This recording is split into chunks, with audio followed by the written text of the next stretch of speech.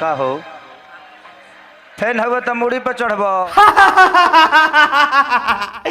तब भैया अगर जे तू भोजपुरी इंडस्ट्री में जाने वाले सुपरस्टार खेसारी लाल यादव के फैन बारा तो तू मूर्ख बारा, तू गधा बारा, तू बैल बारा। अरे चलो कम से कम तू तो मान ले लो कि जे खेसारी लाल यादव के फैन बाटे उ सबसे बड़का मूर्ख और गधा और बैल बाटे। भाई लोग सबसे बड़का बैल तो ई बाटे। अब पूछो लोग कैसे, तो लोग से बतला दी। जब जब वीडियो बनावेला पवन सिंह के बुराई करेला तो बतवा हइये कहेला।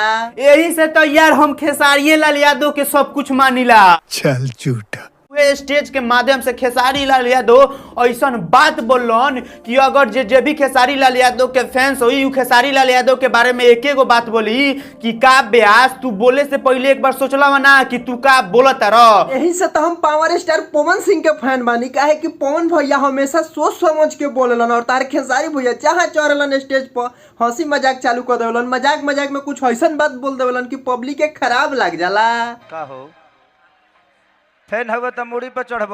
पता लगा लो भाई लोग कहतन खेसारी भैया कि तू फैन हो तो मुड़ी पर चढ़ जाइबा। अरे मुड़ी पर ना चढ़ी मर दे, तारा साथे फोटो खिंचवावे आल बा, 2-4 गो फोटो खींचियो जैसे चल जाई।